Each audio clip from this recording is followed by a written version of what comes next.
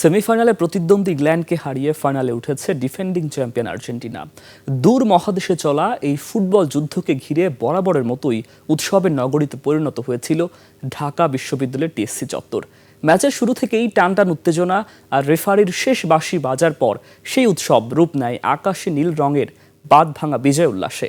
সুমন রায়হানের ক্যামেরায় মানিক শিকদারের রিপোর্ট। এ দৃশ্য দেখে মনে হতে পারে কেবল সন্ধ্যা, তবে ঘড়ি কাঁটায় তখন রাত 12টা। রাত যত গভীর, ঢাকা বিশ্ববিদ্যালয়ের টিএসসি চত্বরে ফুটবল প্রেমীদের স্রোত বাড়তে থাকে। হাজার মাইল দূরে যুক্তরাষ্ট্রের আটলান্টার মার্সিডিজ বেঞ্জ স্টেডিয়ামে যখন আর্জেন্টিনা ও ইংল্যান্ড মাঠে নামছে, তখন সেই উত্তপ পুরোপুরি আছড়ে পড়ে ঢাকা বিশ্ববিদ্যালয়ের রাজু ভাস্কর্য আর টিএসসি চত্বরে। আমরা আর্জেন্টিনার প্রতিটা ম্যাচে টিএসসিতে এসেই খেলা দেখি আর কি। এখানে এসে মনেই হচ্ছে না যে আমরা এত রাতে খেলা দেখতে আসছি। একটা ঈদ উৎসব মনে হচ্ছে, ভালো লাগে। হাজারো শিক্ষার্থীদের কণ্ঠে স্লোগান আর্জেন্টিনা আর্জেন্টিনা। বিশাল পর্দার সামনে দর্শকদের উপচে পড়া ভিড়।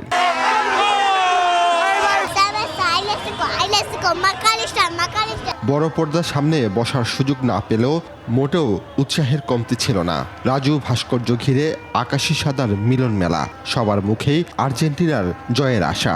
2-1 আমরা জিতবো ইনশাআল্লাহ। আর্জেন্টিনা যারা সাপোর্ট করে মন ভাঙানোর কিছু নাই। তবে আর্জেন্টিনা বিরোধী শিবিরের সমর্থকও চোখে পড়ার মতো। ইংল্যান্ডের সমর্থক ও আর্জেন্টিনার সমর্থকদের মধ্যে চিরচেনা বাগযুদ্ধ চলেছে খেলা শেষ হওয়া পর্যন্ত।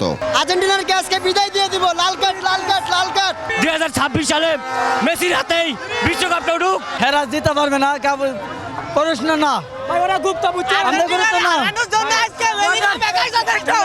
খেলা শুরু, খেলা শেষ পর্যন্ত আমরা অপেক্ষায় থাকবো।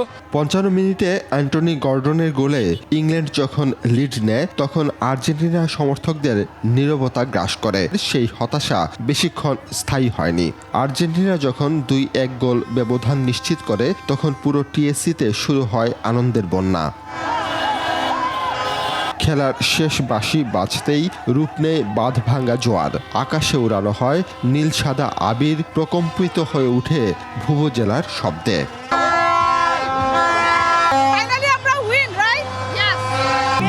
জাদু দেখাতে পারে, তার প্রমাণ হলো এটা। কিছু বলার নাই। আগামী 19 জুলাই ফাইনালে স্পেনের মুখোমুখি হবে বিশ্ব চ্যাম্পিয়নরা। আর সেদিনও টিএসসির এই আকাশী নীল সমুদ্র একই উন্মাদনায় গর্জে উঠবে, এমনটাই প্রত্যাশা সমর্থকদের। মানিক শিকদার, 21 টেলিভিশন, ঢাকা।